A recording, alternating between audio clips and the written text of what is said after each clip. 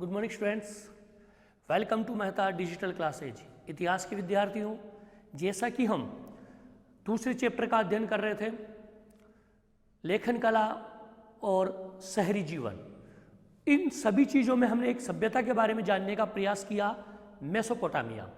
काफ़ी कुछ चीज़ें हमने जान ली है कि मेसोपोटामिया का जो शहरीकरण था वो किस प्रकार का था और वहाँ की जो लेखन कला थी वो किस प्रकार की थी, वहाँ के जो शहरों का महत्व था वो किस प्रकार से था, और लेखन कला का जो विस्तार हुआ वो किस प्रकार से हुआ, और एक्चुअल में जो लेखन कला का जो उद्गम हुआ वो किस वजह से वहाँ हुआ। ये सारी चीज़ें हमने जानी है कहानी के माध्यम से और यहाँ जो भी पढ़ाया गया उसके माध्यम से। अब थोड़ा सा उससे हटके अलग चलते हैं।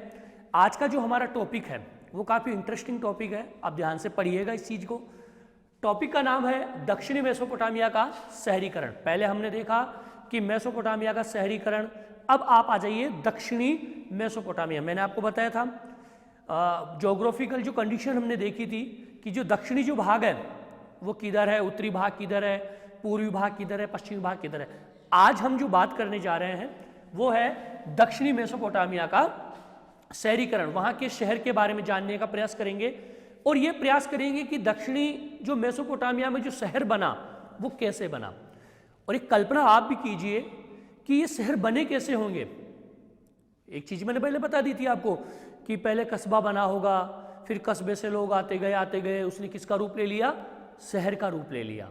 छोटा सा एक उदाहरण देखते हैं कि हम जानने का प्रयास करते हैं कि वास्तव में कस्बा भी कैसे बना होगा।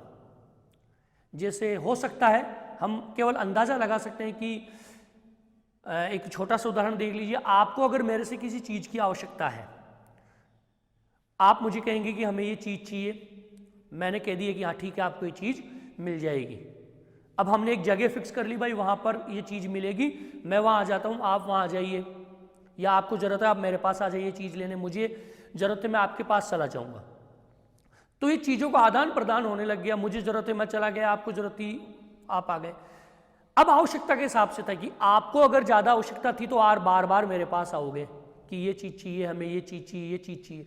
तो उसने ये सोचा है कि यार मैं बार बार आ रहा हूँ, मेरा समय बेकार हो रहा है, मेरे पास यातायात के साधन नहीं है, पैदल जाना पड़ता है इतनी दूर, फिर मैं आ रहा हूँ, फिर अगर 2-4 दिन बाद भी जा रहा हूँ, तो क्यों नहीं मैं यहीं बस जाऊँ, मैं इसी के पास बस जाऊँ।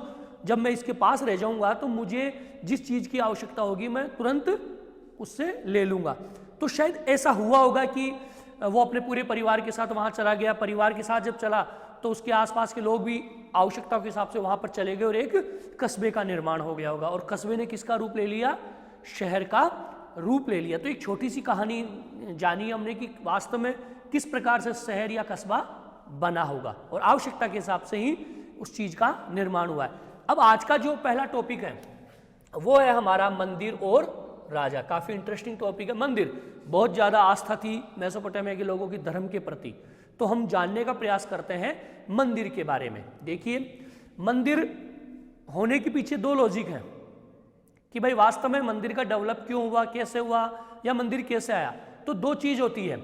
जैसे यहाँ पर ये मान लीजिए एक मंदिर बना हुआ है, एक व्यक्ति यहाँ से आ रहा है, उसको लगा कि यार ये भगवान का मंदिर है, मुझे इसका विकास करवाना चाहिए, इसका डेवलप करवाना चाहिए, ठीक है, ये यहाँ पर आकर बस गया।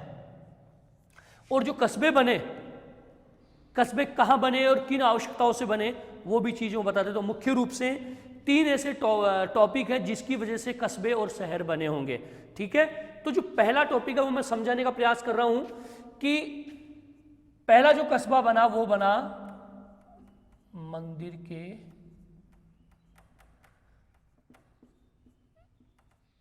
चारों तरफ, ठीक है, यानी कि मंदिर के चारों तरफ लोग आकर रहने लग गए, बसने लग गए, ठीक है, ये हो गया। दूसरा कस्बा कहाँ बना, जहां से व्यापार होता था, ठीक है, यानी कि जहां से अब व्यापार हो गया तो व्यापार के लिए से नहीं दूर दराज से मैं व्यापार कर लूंगा, मुझे वहीं जाकर बसना है जहां से मेरा व्यापार हो रहा है। और तीसरा था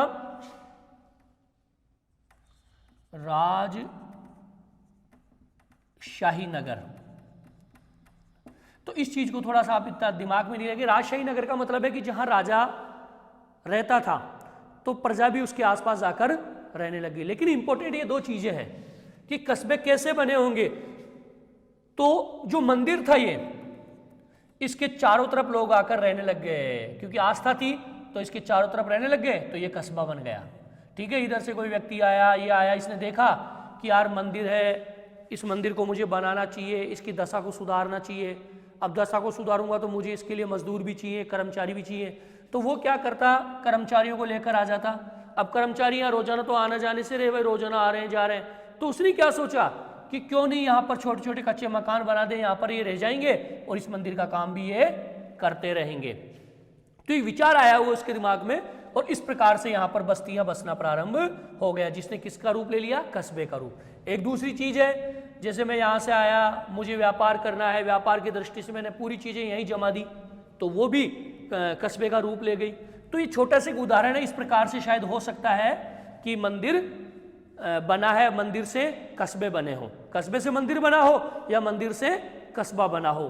ठीक है, या हो सकता है कि जैसे कोई व्यक्ति यहाँ गया है, यहाँ पर कोई मूर्ति मिल गई, अब उसने सोचा यार ये भगवान की मूर्ति है, पत्थरनुमा मूर्ति है, क्यों नहीं इसको मैं ऐसी जगह रखूं, या इसके लिए मैं घर बनाऊं, और घर बनाएगा तो घर बनाने के लिए उसे वही चीज़ें, मजदूर लोग आवश्यकता होगी, तो वो जाकर वहाँ पर रहने लग गए, बसने लग गए, और एक किसका निर्माण कर दिया, मंदिर का। किसके लिए, भगवान के लिए, उस मूर्ति के लिए मंदिर का निर्माण कर दिया।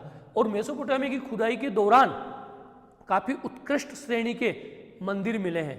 ऐसा नहीं सिंपल मंदिर था, नहीं, कुछ मंदिर सिंपल थे, कुछ 3 मंजिल के मंदिर भी मिले हैं, गुंबज भी था, सीढ़ियां थी ऊपर तक जाने के लिए, उत्कृष्ट श्रेणी के मंदिर मिले हैं। ठीक है, तो ये बनावट के ऊपर डिपेंड करता है कि किस प्रकार से उन लोगों ने वहां के जो मंदिर थे उनका निर्माण करवाया। तो यहाँ पर एक ही चीज सोचने की चीज है कि कस्बे कैसे बने होंगे। 2 चीजें मैंने आपको मुख्य रूप से बता दी, एक तो मंदिर के चारों तरफ क्यों आकर बसे वो मैंने बता दिया, और जहां से व्यापार कर सकते थे, तो इसलिए वहां पर लोग जाकर इकट्ठे हो गए। अब हम देख रहे हैं मंदिर के बारे में, थोड़ा सा मंदिर के बारे में देख लीजिए। यहाँ पर मैंने सारी चीजें डाल दी आपकी आसानी के लिए कि आप जल्दी से इन टॉपिक्स को जल्दी जल्दी समझ जाएंगे। पहला क्या कहता है कि सबसे पहला मंदिर कच्ची ईंटों का देवालय था, यानी कि जब पहला मंदिर बना होगा दक्षिणी मेसोपोटामिया में, तो मंदिर किसका था, कच्ची ईंटों का, कच्ची ईंटों का देवालय। देवालय का मतलब समझते हैं, देवालय का मतलब देव प्लस आलय, यानी देवता का घर। देवालय का मतलब क्या है, देवता का घर। तो जो पहला मंदिर मिला मेसोपोटामिया में वो कौन सा था, कच्ची ईंटों का बना हुआ था। ठीक है, दूसरा है यहाँ के जो प्रमुख देवता थे वो कौन कौन थे, उर, इनाना और आराध्य देव, यानी कि यहाँ के जो दक्षिण मेसोपोटामिया के प्रमुख जो देवता थे वो कौन कौन से थे, उर, इनाना और वहां के आराध्य देव। ठीक है, उर तो पता लग गया होगा, वहां का एक नगर था तो उसके नाम से ये नगर देवता बन गए। इनाना, देखिए इनाना जो देवता था वो युद्ध का देवता था, युद्ध और प्रेम। ठीक है, यानी कि इनाना जो था वो युद्ध और प्रेम का देवता था। देखिए आप कभी सुना होगा, मूवी में आपने देखा होगा कि कोई भी सेना युद्ध लड़ रही है, सैनिक युद्ध लड़ रहे हैं तो जयकारा लगाते हैं, कोई भी अपना हर हर महादेव जो भी अपना इष्ट है उसको देखकर। तो वहां के जो लोग थे शायद हो सकता है कि जय इनाना का नारा लगाते थे, कोई भी युद्ध लड़ना है तो जय इनाना, युद्ध के लिए देखो युद्ध का देवता है तो इसको याद करेंगे ही करेंगे, और ये मानना था कि इसको हम याद करेंगे तो ये हमें विजय श्री दिलाएगा, एक आत्मविश्वास दिलाता है। जैसे आप भारतीय जो फौज है, भारत माता की जय, तो ये एक आत्मविश्वास दिलाने के लिए। तो हो सकता है कि उस समय दक्षिणी मेसोपोटामिया में जो इनाना था उसको युद्ध के समय याद किया जाता था और इसका आशीर्वाद लिया जाता था। दूसरा ये प्रेम का देवता भी था, प्रेम चाहे किसी के प्रति भी हो तो इसको प्रेम के देवता के रूप में भी माना जाता था। अब है आराध्य देव। देखिए बहुत से लोगों के अपने अपने एक आराध्य देव होते हैं, आज भी हम अपने अपने आराध्य देवों को मानते हैं, तो उस समय भी आराध्य देव होता था। एक चीज मैंने आपको बताई थी कि मेसोपोटामिया में अधिकांश जो लोग थे वो खेती का कार्य भी करते थे, तो खेती के कार्य के लिए कई बार ऐसी चीजें होती थी, कोई भी प्राकृतिक आपदा आ गई, नुकसान हो गया, खेती के साथ साथ पशुधन भी हम कर रहे हैं, तो उनकी सुरक्षा के लिए वो एक मुख्य रूप से देवता को मानते थे। तो आराध्य देव किसके लिए होता था? चाहे पशुधन हो या कृषि हो, उनके लिए आराध्य देवता को माना जाता था। उसके बाद में साधारण घर, जैसे जो मंदिर थे वो क्या थे? साधारण घर के जैसे थे। और घर कैसे होते थे? देखिए, जो दक्षिणी मेसोपोटामिया में जो घर होते थे वो ऐसे होते थे। ये घर बना हुआ है, ये देखो घर की चारों तरफ की दीवारें हैं और इसके बीच में ये आंगन बना हुआ है, ठीक है। और यहां पर ऐसे ये कमरे बने हुए हैं, ऐसे कमरे बने हुए रहते थे। घर की दीवार के बीच में ये आंगन बना दिया हमने और इसके चारों तरफ ये क्या है? कमरे बने हुए हैं। ये साधारण, कहने का मतलब जो मंदिर होते थे वो घरों जैसे होते थे। ये तो मैंने बता दिया घर, ठीक है। और इसी प्रकार से मंदिर होते थे, बिल्कुल सेम ऐसे ही। ये दीवारें बनी हुई है, देवता स्थापित कर दिया यहाँ पर, ठीक है। लेकिन एक चीज इसमें एक डिफरेंस था। घर में और मंदिर में क्या डिफरेंस था? कि जो बाहरी दीवारें थे वो मुड़ी हुई थी, यानी कि मंदिर की जो बाहर की दीवारें थी वो क्या थी? मुड़ी हुई थी। भाई घर तो मैंने बता दिया, भाई ये घर बन गया, ये लो सी, ये घर बन गया, ठीक है, घर बन गया ना। मंदिर कैसे बनता था? जैसे ये गया ऐसे, फिर ये दीवार मुड़ गई, ये मुड़ गई, फिर ऐसे ऐसे ऐसे, ये देखो, चाहे यहां से मोड़ दो, तो ऐसे ये दीवार ऐसे मुड़ी हुई रहती थी। कहने का मतलब जो बाहरी दीवारें होती थी मंदिर की वो क्या होती थी? मुड़ी हुई रहती थी। घर में मुड़ी हुई नहीं रहती थी। घर की दीवार तो क्या रहती थी? चौकोर रहती थी, चौकोर, बीच में खुला आंगन और चारों तरफ उसके कमरे बने हुए रहते थे। और जो मंदिर बनता था उसकी जो बाहर की दीवारें हैं वो इस प्रकार से मुड़ी हुई रहती थी। तो ये डिफरेंस हम देख रहे हैं। दूसरा है अन्न, दही, मछली, ठीक है, चढ़ाया जाता था। जो मंदिर में देवता होता था या भगवान होता था उसको भोग लगाने के लिए अन्न, देखिए, दही और मछली चढ़ाया जाता था। ये बड़ी सोचने की बिंदु है कि आज भी हम भगवान को प्रसन्न करने के लिए प्रसाद चढ़ाते हैं। प्रसाद अन्न के रूप में हो सकता है, दही के रूप में भी हम चढ़ाते हैं, दूध के रूप में भी हम चढ़ाते हैं।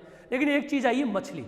तो उस समय के जो लोग थे वो अपने देवता को प्रसन्न करने के लिए मछली चढ़ाते थे। और जब वहां पर खुदाई की गई तो इसके प्रमाण भी मिले हैं कि मंदिर मूर्ति के सामने मछली की परत जमी हुई मिली है, जिससे पता लगता है कि उस समय के जो लोग थे वो अपने देवता को प्रसन्न करने के लिए मछली को चढ़ाया करते थे। एक चीज मैं आपको बता दूं कि जो दक्षिणी मेसोपोटामिया के शहरी जो बस्तियां जो है वो कब बस गई थी? आज से लगभग 5000 ईसा पूर्व। 5000 ईसा पूर्व, आज से नहीं, ईसा पूर्व 5000। अब आज तो कितनी साल हो गई? 2000 ये हो गई, 2000 चल रही है ना भाई, 2021, तो ये 2000 ये हो गई, 5000 ये हो गई, तो लगभग कितना हो गया? आज से 7000 वर्ष पहले, ठीक है। ईसा पूर्व तो 5000 और ये 2000 और हो गए, तो ये कितने हो गए? लगभग 7000 वर्ष पहले ये जो नगर, ये बस्तियां थी वो बसना प्रारंभ हो गए थे। तो देवता को प्रसन्न करने के लिए अन्न, दही और मछली चढ़ाई जाती थी। आज आप खुद देखिए, हालांकि मछली के नाम को लेकर थोड़ा सा शंका पैदा होती है। हम देवता के सामने इस प्रकार का कुछ भी, ना तो मांस चढ़ाते हैं, कुछ भी नहीं, मांस नहीं चढ़ाते हैं, ना मछली चढ़ाते हैं, क्योंकि ये नियम बने हुए हैं, अपने अपने नियम बने हुए हैं। उस समय मछली चढ़ाई जाती थी। अभी हम इन प्रकार की चीज़ों को भगवान के सामने नहीं चढ़ाते हैं, क्योंकि हमारा ये मानना होता है, हम मानते हैं, व्रत भी करते हैं, देवता को मानते हैं तो देवता का व्रत भी करते हैं। और व्रत करते तो कई बार वचन लेते हैं ना कि मंगलवार के दिन हम ये नहीं खाएंगे, वो नहीं खाएंगे, मदिरा नहीं खाएंगे, मांस मच्छी नहीं खाएंगे। तो ये व्रत आस्था के अनुसार तो उस समय चढ़ाई जाती थी। इस समय हम इस चीज़ का क्या करते हैं? त्याग करते हैं कि नहीं यार, आज मंगलवार है, आज मैं इस प्रकार का सेवन नहीं करूँगा। तो ये उल्टे चीज़ें, वहाँ तो चढ़ाई जाती थी, हम उसकी आस्था को लेकर उस चीज़ को मना कर देते, नहीं आज ये वार है, भगवान का वार है, तो मैं इस चीज़ को सेवन नहीं करूँगा। और आपने मंदिर देखे होंगे, हर भगवान के अलग अलग मंदिर हैं, कोई कहाँ पर विराजमान है, कोई कहाँ पर विराजमान है। बहुत से भगवान को अपने अपने तरीके का जो भोग है वो उनको चढ़ाया जाता है। तो ये चीज़ें आपने देख ली, ठीक है। अब मंदिर जो चीज़ है वहां पर मुख्य रूप से एक व्यवस्थापक होता था जो मंदिर की देखरेख करता था। उसकी देखरेख में मंदिर का निर्माण होता था, सारे कार्य होते थे। और मंदिर में बहुत से और भी कई कार्य होते थे, जैसे जो व्यापारी होते थे उनकी नियुक्तियां होती थी कि भाई ये व्यक्ति व्यापार करेंगे। जो अन्न होता था उसका बंटवारा भी वहाँ किया जाता था, ठीक है। और पशु हो गया, रोटी हो गया, शराब है, मछली है आदि का वहाँ पर मंदिर में क्या किया जाता था, लेखा जोखा रखा जाता था। यानी कि एक ऐसी सार्वजनिक जगह जहाँ पर हर चीज का लेखा जोखा व्यवस्थापक के द्वारा रखा जाता था। और वो जगह कौन सी थी, मंदिर। तो ये सारी जानकारी हमने मंदिर के बारे में जुटा ली है कि जो दक्षिणी मेसोपोटामिया का जो मंदिर था वो किस प्रकार का होता था, किस प्रकार से उसका निर्माण हुआ, उसकी खासियत क्या थी, प्रमुख देवता कौन कौन से थे, कौन कौन सा उनको प्रसाद भोग चढ़ाया जाता था। ये सारी चीज़ें मंदिर के बारे में हमने जान ली है। अब दूसरी बात आती है राजा। काफ़ी इंटरेस्टिंग चीज़ है राजा, कि राजा कौन बना, किस प्रकार से राजा बना, कैसे बना। मैं आपको ले चलता हूँ वापस थोड़ा सा बैकवर्ड में। आपने देखा होगा कि जो मेसोपोटामिया की जो भौगोलिक स्थिति थी उसमें हमने देखा था कि दो नदियां थी, दजला और फरात, ठीक है। और एक चीज आपको मैं बता दूं कि जो प्रकृति होती है इसके अजीब रंग हैं, इसमें कब किस चीज का बदलाव हो जाए पता नहीं चलता है। कभी सूखा पड़ जाता है, कभी बाढ़ आ जाती है। तो ये चीजें पहले वहां भी थी। तो प्रकृति का जो संयोग है वो अजीब रहा है। और मेसोपोटामिया में भी जो प्रकृति थी वो अजीब व्यवहार करती थी। कैसे, देखो मेसोपोटामिया में क्या था कि जैसे ये पहाड़ बना हुआ है, पर्वत बना हुआ है, इसको आप आराम से समझिएगा। जैसे मेसोपोटामिया में क्या था, पहाड़ बना हुआ है, अब पहाड़ों से नदी निकल के आ रही है, ये नदी निकल के आ गई, ये निकल के आ गई, ऐसे पैलर चलती है ना, बिल्कुल अचानक थोड़ी गिरती है, अचानक तो झरना गिरता है और झरना गिरने के बाद में वो भी नदी का रूप ले लेता है, ठीक है। तो ऐसे अब यहाँ पर ये नगर बसे हुए हैं, गांव बसे हुए हैं, ऐसे ये गांव बसे हुए हैं और इस पहाड़ से पानी बहकर क्या होता है, आ रहा है। ये कहानी है, आप आराम से समझिएगा इस कहानी को तो पूरा पता चल जाएगा राजा के बारे में। पानी बहकर आ गया, ये पानी का रूप ये आ गया, ये बहकर चला गया, ये आगे चला गया, आगे चला गया। यहाँ पर एक गांव है, इसको पानी मिल रहा है, ये गांव है, इसको पानी मिल रहा है, यहाँ पर ही गांव है, इसको पानी मिल रहा है। लेकिन यहाँ पर एक प्रकार की आपदा भी आती है। आपदा से एक संकट पैदा होता है और संकट से युद्ध हो जाता है, लड़ाई हो जाती है। और वो लड़ाई कैसे हुई देखो मैं बताता हूँ। आपदा कैसे आई, जैसे मैंने एक चीज़ बताई थी कि दजला फरात जब मैदानी भाग में जाती है तो अनेक धाराओं में बट जाती है। तो जैसे ही यहाँ से स्टार्ट हुआ, इस गांव को पानी मिल गया, इस गांव को पानी मिल गया, इसको मिल गया, जैसे ही नीचे आई तो जरूरी नहीं कि ये धारा यहीं जाएगी, ये धारा बदल के यहाँ भी आ सकती है। ये धारा बदल के यहाँ आ गई, अब ये धारा यहाँ आ गई तो इसको पानी नहीं मिला, सूखा पड़ गया, पानी चाहिए, समस्या हो गई। अब क्या करें, यहाँ से पानी लेने देंगे नहीं ये, क्यों, इनको पानी मिल रहा है, ये आगे धारा बट गई। अब ये चाहते हैं भाई यहाँ का जो यहाँ तक पानी आ रहा है वो हमारे यहाँ तक जाए, तो ये लेने नहीं देंगे क्योंकि इनके हिस्से का पानी है, ये भी खेती कर रहे हैं, ठीक है। या फिर इसको आप दो गांव के रूप में समझ लीजिए आप, ये गांव हो गया और ये दूसरा गांव हो गया। जैसे यहाँ पानी मिल गया, अब यहाँ आते ये धारा बट गई अलग, ये यहाँ का पानी नहीं मिला इसको, अब इसको भी खेती के लिए पानी चाहिए, इसको मिल रहा है, ठीक है। अब ये क्या करें, पानी के लिए इसके पास जाएंगे तो कहीं ना कहीं ये मना करेगा, संकट पैदा होगा और इन दोनों के बीच में क्या हो जाएगी, लड़ाई हो जाएगी। तो पहली जो आपदा है वो तो क्या मैंने बताई कि धाराओं का बटना।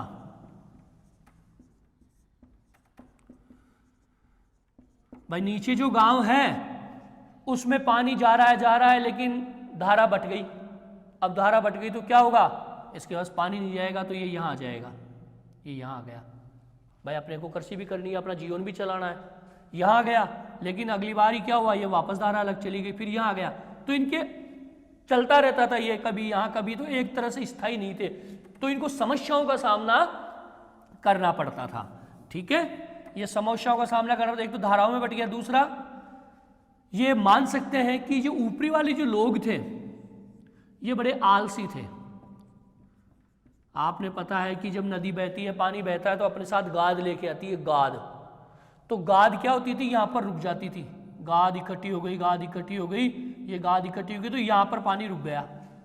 और पानी जब रुक गया तो इन्होंने पूरा पानी अपने खेतों में काम में ले लिया, नीचे तक पानी आने ही नहीं दिया। ठीक है, तो पहला धाराओं को भटका, दूसरा हो गया गाद की सफाई नहीं करना। ठीक है, यानी कहने का मतलब ऊपरी जो भाग से पानी नीचे आ रहा है, यहाँ पर गाद इकट्ठी हो गई, इस गाद की वजह से जो नहर का या नदी का पानी था वो आगे नहीं जा पाया, आगे नहीं जा पाया, पूरा पानी इन्होंने यूज ले लिया। अब नीचे नहीं आएगा तो ये खेती कैसे करेंगे, इनको पानी चाहिए। तो इस चीज को लेकर इनके बीच में क्या होती थी, लड़ाई होती थी। इस चीज को लेकर, पानी को लेकर इनके बीच में क्या होती थी, लड़ाई होती थी। और आपको पता है कि प्रत्येक गांव में एक मुखिया होता था, प्रत्येक गांव में मुखिया होते हैं ना, पंच पटेल, जो कहते थे वही गांव वाले करते थे। तो जब पानी यहाँ नहीं आया, यहाँ रोक लिया पूरा पानी, तो इस गांव के मुखिया ने क्या कहा कि पानी हमें चाहिए, ये यहाँ पर गाद लगी हुई है, साफ क्यों नहीं कर रहे, इसकी वजह से पानी नहीं आ रहा है, पूरा पानी ये ले लेते हैं काम में। तो ये इनके ऊपर चढ़ाई युद्ध के लिए कर देते थे। और इन दोनों के बीच में क्या होती थी, दोनों गांवों के बीच में लड़ाई होती थी। ठीक है, अब यहां से राजा की कहानी स्टार्ट होती है, राजा कैसे बनता है। भाई इन दोनों के बीच में क्या हो गई, लड़ाई हो गई। अब जो भी गांव जीतता वो दूसरे गांव को क्या कर लेता था, लूट लेता था। ये गांव जीता, इसने इसको लूट लिया, सारी चीजें यहां लेकर आ गए। ये गांव जीता, ये इसको लूट के यहां लेके आ गया। तो ये सिलसिला चलता रहता था, कभी ये जीतते थे, कभी ये जीतते थे, और जो जीतता था वो उस गांव को लूट लेता था। और एक चीज है, जो मुखिया होता था वो बदलता रहता था, कभी कौन मुखिया बनेगा, कभी कौन मुखिया बनेगा। तो ये जो प्रोसेस था, ये क्रम था लड़ाई का, क्या होता था, चलता रहता था। ठीक है, लेकिन धीरे धीरे इनके दिमाग में बदलाव आने लग गया, मानसिकता में परिवर्तन आने लग गया। इन्होंने ये सोचा लूटपाट में, लड़ाई में कोई फायदा नहीं है, लड़ाई में कोई फायदा नहीं है, हमें सबकी सेवा करनी चाहिए, सबकी सेवा करें हम, और जो हमारे आराध्य देव है मंदिर, उसकी सेवा करें, और उसका क्या करें, अच्छे ढंग से निर्माण करें, और मंदिर की सुंदरता को बढ़ाएं। इनका एक ही मकसद हो गया अब, मंदिर की सुंदरता। ठीक है, अब जो व्यक्ति होता था, जो मुखिया होते थे, वो मुखिया ही क्या बनता था, राजा बन गया फिर। और उसने के एक ही मकसद क्या रहा कि सारे गांव एक जगह मिलके रहेंगे, दोनों गांव लड़ाई नहीं लड़ेंगे और पानी बराबर बांटेंगे। और हमारा मकसद क्या होगा अब, समाज की सेवा और मंदिर की सुंदरता। और पूरा ध्यान अब किसकी ओर लगाने लग गए, वो मंदिर की सुंदरता की ओर लगाने लगे। जिसका उदाहरण मैंने आपको स्टोरी में दिया था, एन मरकर बताया था ना,